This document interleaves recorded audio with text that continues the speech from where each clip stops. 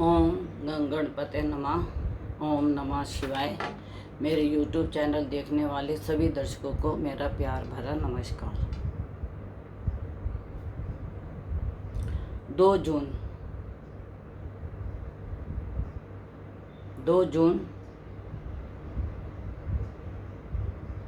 2021 बुधवार का दिन मंगल जो है अपनी राशि का परिवर्तन करेगा। अब जो मंगल अपनी राशि को परिवर्तन करेगा तो इसका जो राशि परिवर्तन है वो 48 डे और 45 डे का होता है। 45 दिन और 48 दिन में यह दूसरी राशि में परिवर्तन करता है। मिथुन में यह 3 महीने रहा था। अब जो 2 जून को यह परिवर्तन कर रहा है उस दिन नक्षत्र होगा पुनर्वसु बृहस्पति का। और मैं आपको अपनी हर वीडियो में यह बात बोल चुकी हूँ कि जो ग्रह होते हैं जिस नक्षत्र में परिवर्तन करते हैं उसका भी फल मिलता है। अब पुनर्वसु नक्षत्र बृहस्पति का है और बृहस्पति का भी फल इसके अंदर आएगा 3 दिन के लिए। अब ये कर्क राशि में जा रहे हैं।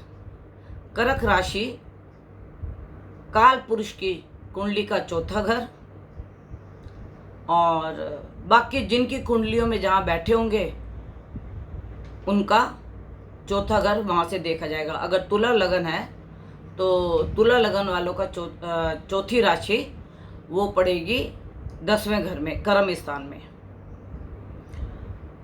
तो मैं आज आपको 2 राशियों के और 2 लग्नों के प्रभाव बताऊंगी जिससे आप अपने मंगल का पूरा ही प्रभाव जान जाएंगे। अब मंगल जब अपनी मित्र राशि कर्क में 2 जून को आएंगे तो पुनर्वसु नक्षत्र थोड़ा बृहस्पति का प्रभाव होगा इसके ऊपर। और यह इसकी परम मित्र राशि भी है। इसका जो चंद्रमा है परम मित्र है और चंद्रमा की जो राशि है वो जल तत्व राशि है। अब आप ये देखिए कि जब यह उस राशि में परम मित्र राशि में ये नीच के कहलाएंगे। मंगल नीच के कहलाएंगे। अब इसकी परम उच्च राशि मकर है, शनि की राशि। शनि इसका शत्रु है मंगल का।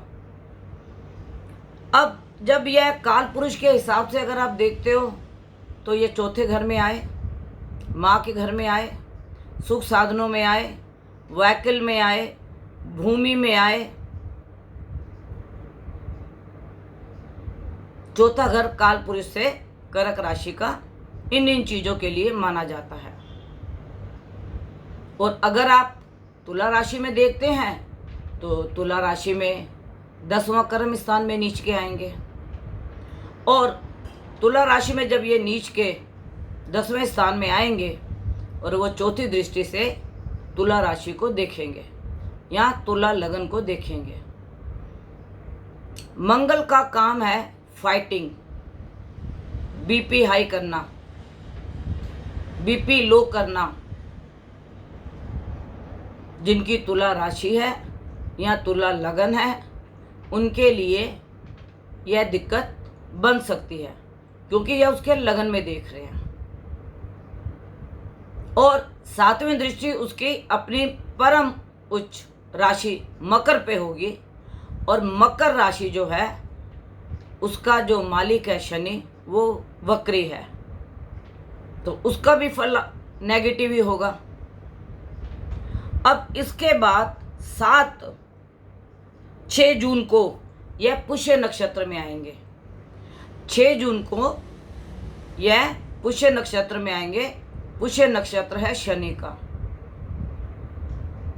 अब जब मंगल शनि के नक्षत्र में आएंगे तो यह मंगल शनि जैसा ही कार्य करेंगे। और उसका जो मालिक है मकर का शनि, वो खुद ही वक्री है, जिसके नक्षत्र में मंगल जाएंगे। तो 6 जून के बाद कुछ ऐसी संभावनाएं लगती हैं, क्योंकि पुष्य नक्षत्र होने के कारण 7वीं दृष्टि शनि के ऊपर मकर राशि पे पड़ने के कारण कहीं पे उपद्रव, कहीं पे कुछ झगड़े, लड़ाई, अगजनी, कुछ ऐसी संभावनाएं लगती हैं। अब मंगल जब कर्क राशि में होता है तो बड़ा शांत रहता है, क्योंकि चंद्रमा की राशि शांत प्रिय है।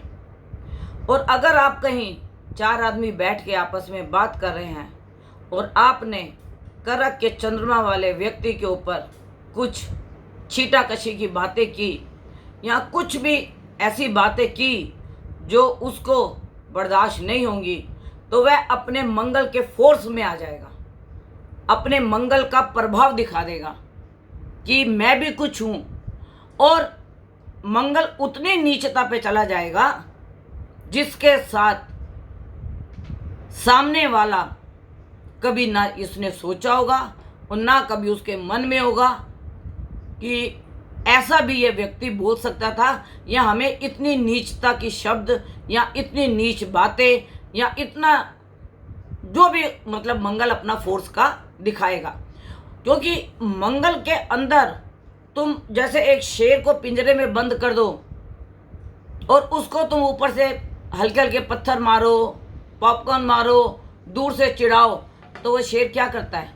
पिंजरे से बाहर निकल के तुम्हें खाने को, तुम्हें काटने को दौड़ता है। तो कर्क राशि में अगर कोई मंगल को छेड़े या उससे विवाद करे तो समझ लो उसकी शामत कहीं से रुकने वाली नहीं है।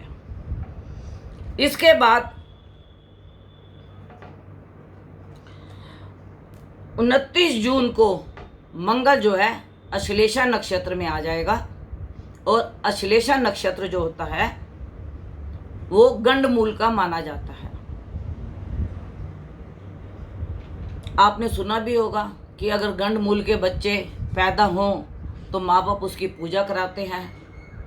किसी गंडमूल का बच्चा कभी माँ के लिए भारी होता है, कभी पिता के लिए भारी होता है, कभी पूरे परिवार के लिए भारी होता है, या कभी अपने शरीर के लिए भी ये भारी होता है। और अश्लेषा नक्षत्र बुध का है। तो जब यह अश्लेषा नक्षत्र में पहुंचेंगे, जिस प्रकार इन्होंने आद्रा नक्षत्र में मंगल ने अपना रूप उग्र दिखाया था, बीमारी का उग्र रूप बना था, उसी प्रकार से कुछ रक्त संबंधी परेशानी आ सकती है, या किसी भी तरह की। मैं कोरोना की बात नहीं बोलूँगी, क्योंकि कोरोना तो अब हमारी ज़िंदगी का एक पार्ट बन गया है और हमें उसको ज़िंदगी भर झेलना है। झेलना ये है कि मास्क लगा के लोग बोलते हैं मास्क कब उतरेंगे, मास्क कब उतरेंगे। आप मेरे को ये बताओ, जब डॉक्टर लोग ऑपरेशन करते हैं ऑपरेशन थिएटर में, आज नहीं, आज से 50 साल पहले भी जब डॉक्टर ऑपरेशन करते थे तो मुंह पे मास्क बांधते थे, सर पे उनके हरी टोपी होती थी और हरे रंग का उन्होंने आगे एप्रन पहना होता था। तो वो मास्क क्यों बांधते थे? कि जिसका ऑपरेशन कर रहे हैं उसके जर्म्स हमारे को इफेक्टेड ना करें। तो अगर आप और हम कोरोना की हर वेव से लड़ने को तैयार हैं, तो हमें अपने समय समय पे हाथ भी धोने पड़ेंगे और मास्क भी लगाना पड़ेगा, क्योंकि उससे हमारी सेफ्टी है। इसके बाद 22 जून के बाद मंगल वृश्चिक राशि के नवांश में आ जाएंगे। वृश्चिक राशि भी और कर्क राशि दोनों जल तत्व हैं। इस समय में हमें तेज हवाओं का, तूफान का, कहीं बादल फटने का, कहीं पे बहुत अधिक बारिश होने का, कहीं पे बाढ़ आने का, कहीं पे चक्रवात आने का ऐसी संभावनाएं लगती हैं, क्योंकि यह वृश्चिक राशि के नवांश में आ जाएंगे मंगल। वृश्चिक राशि भी जल तत्व, कर्क राशि भी जल तत्व। और यह तो सभी को मालूम है, जब कहीं पे बाढ़ आते हैं या भूकंप आते हैं और कहीं पे बहुत बड़ी आपदाएं आती हैं तो उसके बाद वहाँ पे बीमारी भी आ जाती है। और बिच्छू का आपने निशान देखा है क्या होता है? डंक। बिच्छू का निशान डंक। जब यह उसके नवांश में आएगा तो मंगल डंक मारेगा। जिसका मंगल वीक होगा, जिसका मंगल अष्टमेश होगा, जिसका मंगल द्वादश होगा, तो वही बिच्छू वाली बातें करनी और उस तरीके से रक्त संबंधी प्रॉब्लम भी आ जाएंगी। और कुछ सरकार के हो सकता है निर्णय ऐसे हों जिसको जनता स्वीकार ना करे, तो कुछ उपद्रव होने की भी संभावनाएं लगती हैं, क्योंकि वृश्चिक राशि बिच्छू है। मंगल फोर्स का मालिक है, अग्नि तत्व का मालिक है, अपनी ताकत दिखाने का मालिक है। मंगल के अंदर इतनी ताकत होती है कि वो जब तक सामने वाले को हरा ना दे वो चैन से नहीं बैठता। मंगल ने झुकना नहीं सीखा। और काल पुरुष की कुंडली के हिसाब से चौथे घर का मंगल मां के लिए कष्टकारक हो सकता है, क्योंकि कर्क राशि में जिनका मंगल होगा, अगर वो चौथे घर में होगा या अष्टम में होगा, है तो चंद्रमा माँ का कारक, तो वह वैसी माँ को कोई हेल्थ प्रॉब्लम, माँ को कोई ब्लड संबंधी प्रॉब्लम ऐसी होने की संभावनाएं हैं। अगर उनका शरीर कमजोर है या उनमें इतना बल नहीं है तो मंगल अपने बल से उनको नीचा कर देगा, क्योंकि नीच राशि में आ रहा है ये। और इसके बाद जब यह धनु राशि के नवांश में आएगा तो धनु राशि का नवांश भी गंडमूल का माना जाता है। और धनु राशि के नवांश में आने से, गंडमूल में आने से उसमें आपदाएं थोड़ी बढ़ने की संभावनाएं हैं, उपद्रव होने की संभावनाएं हैं। यह क्योंकि मंगल का जो नेचर है वो अपनी नेचर नहीं बदल सकता, और उसका जो दृष्टिपात है वो शनि के साथ है।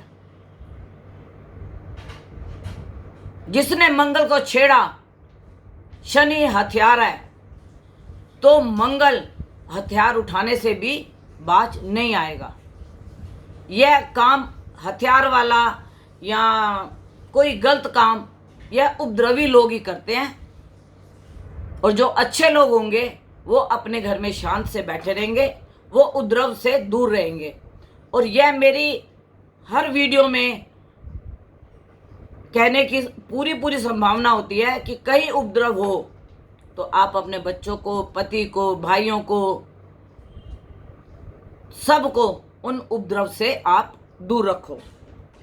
उसके बाद अगर मंगल नीच राशि में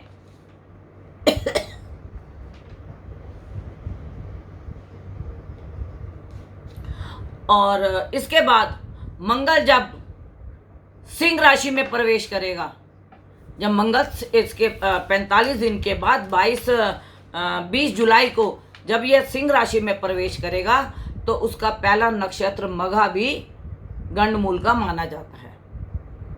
उस समय भी अभी जितने टाइम में ये मंगल पुष्य नक्षत्र में, अश्लेषा के नवांश में और वृश्चिक राशि के नवांश में, उनके नक्षत्रों में जैसे जैसे, और सिंह राशि के नक्षत्र में जैसे जैसे मंगल उनके नक्षत्र में आएगा, कहीं ना कहीं आपको उपद्रव, अगजनी की संभावनाएं, लड़ाई झगड़े की संभावनाएं, पुलिस बल से टकराव लेने की, जनता की संभावनाएं, यह थोड़ी सी संभावनाएं बढ़ जाएंगी। और मंगल और चंद्रमा दोनों का जल तत्व होने से जल तत्व जैसी हमारे देश में प्रॉब्लम्स आ सकती हैं।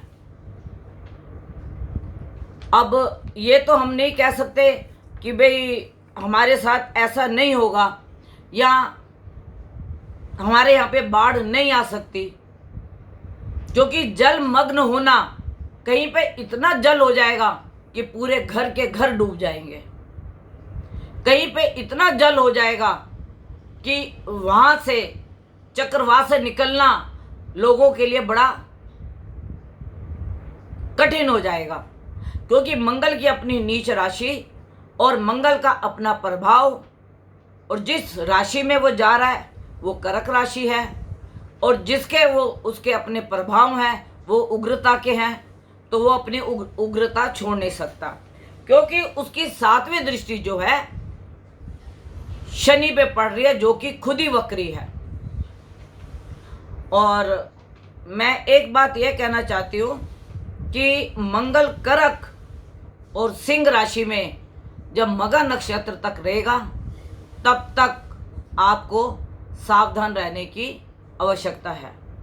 मेरा आप तक वीडियो पहुंचाने का या बना के पहले बताने का यही महत्व होता है कि आप इन सब चीज़ों से सावधान रहें, क्योंकि जहाँ पे बाढ़ आएगी, जहाँ पे भूकंप आएंगे, क्योंकि मंगल भूमि का भी मालक है और काल पुरुष की चौथी कुंडली में यह भूमि वाहन इनका भी मालिक है। तो काल पुरुष की पत्री से भी अगर आप देखें और तुला लगन और तुला राशि से भी अगर आप देखें तो मंगल इन राशियों के लिए ठीक नहीं है। इसके बाद एक पड़ती है मकर राशि या मकर लगन, उसके अंदर जो मंगल है 7वें घर का होगा।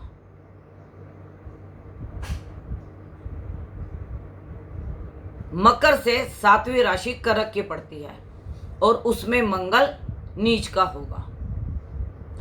और अगर हम मकर राशि या मकर लगन के लोगों को बोले, उन्हें जितना भी चुप रहा जा सके, अपने गुस्से को कंट्रोल किया जा सके, अपने बीपी को कंट्रोल किया जा सके तो बहुत अच्छा है, नहीं तो उनके हेल्थ में हॉस्पिटलाइज होने की बहुत सी संभावनाएं हैं, क्योंकि मकर लगन मेरा भी है। आप ये सोचो कि मैं आपको YouTube में बता रही हूँ तो मतलब हमारे को परेशानी नहीं आती, परेशानी हमें भी आती है। वो ग्रह जो हैं 12 राशियाँ, 9 ग्रह, 27 नक्षत्र, राजा हो महाराजा हो, उन सब के ऊपर इनका असर पड़ता है। और मेरा जो मकर लगन और मकर राशि वालों को कहने का महत्व है कि उनकी चौथी राशि पहले उनके कर्म स्थान पे पड़ेगी। हो सकता है कईयों की नौकरी चली जाए।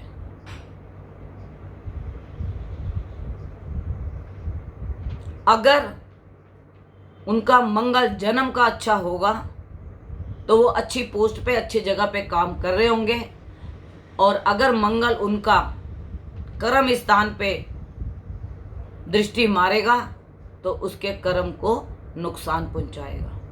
7वीं दृष्टि वो मारेगा मकर राशि, मकर लगन के ऊपर, तो वो लगन को वीक भी कर सकता है, बीपी लो भी कर सकता है, बीपी हाई भी कर सकता है, वाणी में कटुता भी ला सकता है। 8वीं दृष्टि उसकी पड़ेगी कुटुंब स्थान के ऊपर और कुंभ राशि के ऊपर। कुंभ राशि भी उसकी शत्रु है, उसका मालिक भी शनि है, वो भी वक्री है। तो जिन जिन व्यक्तियों का मंगल का कर्म स्थान पे, लगन पे, वाणी पे, अष्टम पे दृष्टि पड़े, उन्हें बहुत सावधान होके चलना चाहिए। और ये मैं इसलिए बोल रही हूँ क्योंकि आप अपने आचार्य को अगर दिखाओगे तो वो आपको अवश्य इसके उपाय इसके पाठ आपको बताएंगे। मेरे हिसाब से हनुमान चालीसा और हनुमान कवच, इसका पाठ आप करें तो मंगल का प्रभाव, मंगल की उग्रता थोड़ी कम हो जाएगी। और बाकी जहाँ पे भी ये लड़ाई झगड़े की संभावना बने, कहीं पे अहिंसा होने की संभावना बने, तो मेरा आप सबसे यही निवेदन होगा कि आप उसमें आगे ना हो या बीच बचाव करने की कोशिश ना करें, क्योंकि इसके अंदर अगर आपका मंगल खराब है तो आप फंस सकते हैं।